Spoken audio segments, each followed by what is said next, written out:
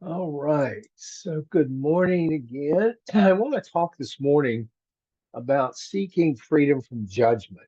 This morning, I want to address this tendency uh, that we all have toward judging mind and the suffering that it causes others, but especially causes ourselves, and talk about some ways to get some freedom from this habit of the mind.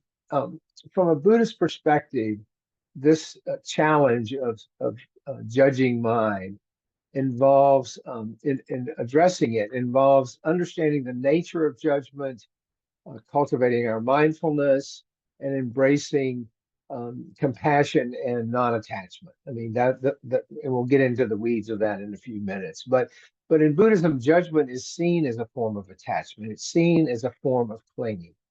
Um, when we judge others, or when we judge ourselves, when we cling to preconceptions, when we cling to opinions and biases about how things should be, that's when judging mind kicks in, and that's where the suffering originates.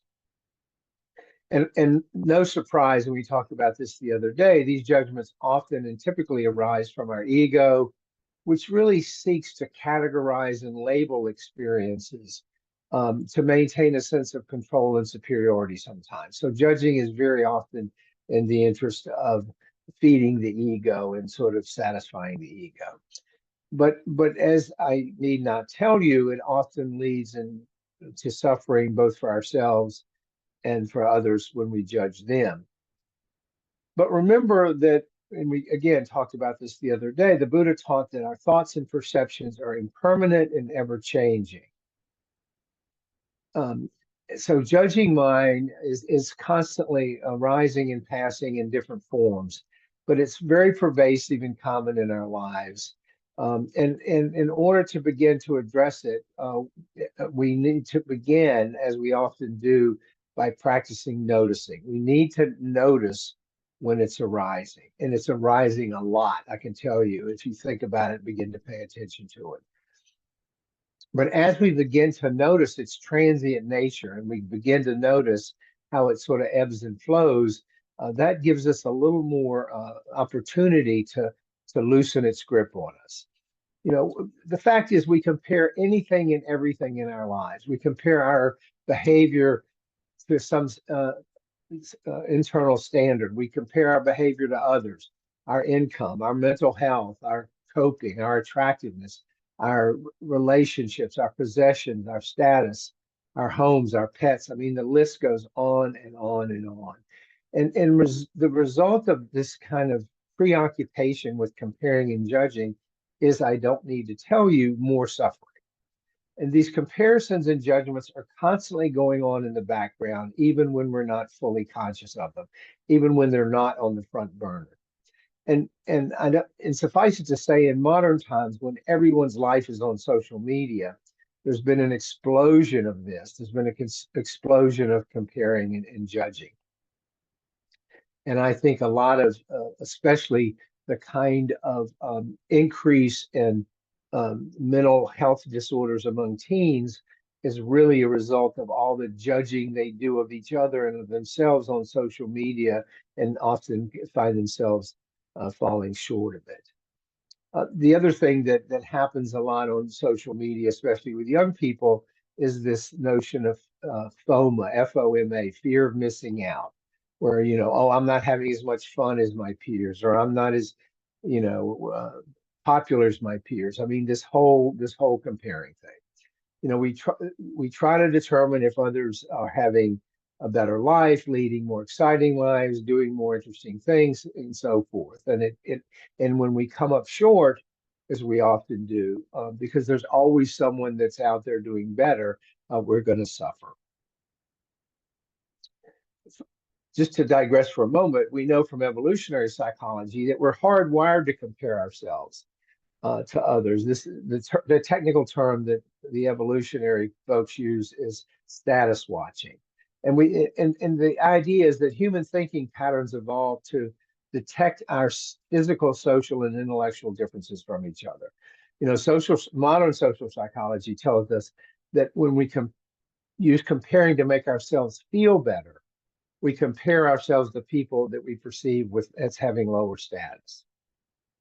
But alternately, when we imagine that our status is lower than others, we look to people of higher status for comparison and clues about what we must do or how we must aspire or what we must achieve to increase our status. So there's always this pecking order going on. If our status is high or rising, we typically take steps to fend off rivals. If that high status, again, here's the ego, engenders pride, an inflated sense of self, respect from others. All of that is ego driven. But on the other end of the continuum, the shame of low status creates feelings of inferiority, vulnerability, and fear of rejection. So there's suffering in that regard. And almost all species, at least, well, not just mammalian species, most species have a pecking order if they belong to groups. If they're a group type of species, a tribal or group, pack, whatever, there's going to be a hierarchy. And though that may be more subtle, it exists in humans, certainly in our modern area, where there's a social, cultural pecking order.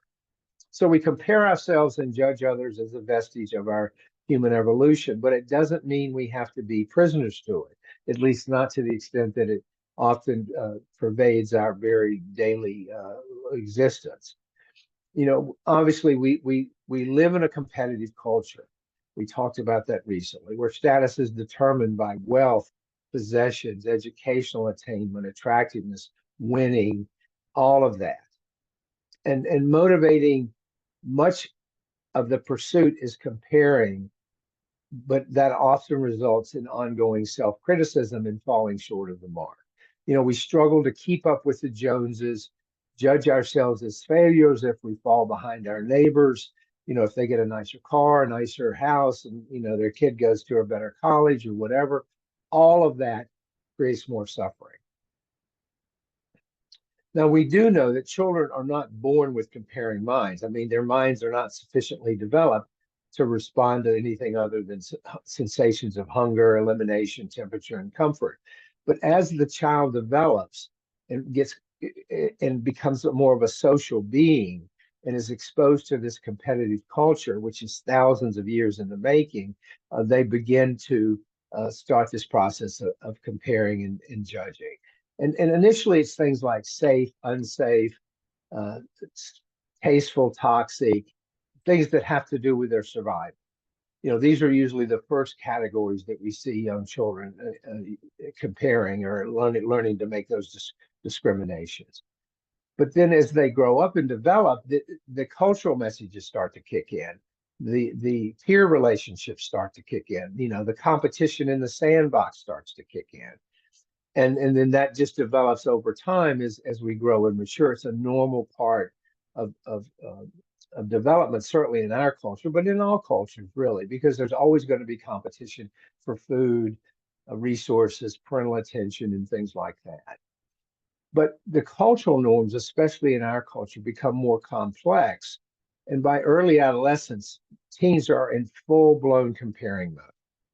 It's why peer pressure is so powerful in teens and everything, including experiences, clothing choices, friends, what you belong to, winning, losing, popularity, family status, is all grist for the mill during that period of development. In teens, we see this all the time. Teens seek fellow travelers to gain acceptance, which is why if you go to any high school, you'll find distinct groups. You'll find the goths, the jocks, the smart kids, the nerds. I mean, there's all these factions because everybody wants a tribe, and we seek out those with similar qualities because that's where we're more likely to find acceptance, which is a way of trying to lessen our suffering.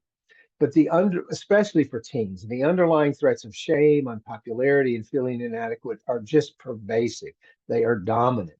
And this is why we see teenagers take significant risks, often fatal risks, to achieve or preserve high status. But to get back to ourselves, if we survive the teen years, we bring into adulthood this template for a life of comparing and judging.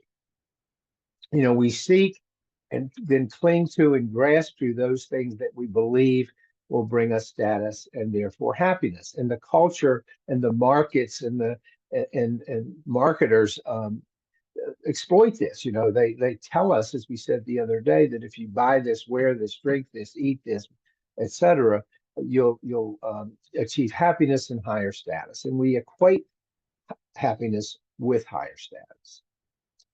And then we create stories and narratives to support these pursuits, to justify these pursuits.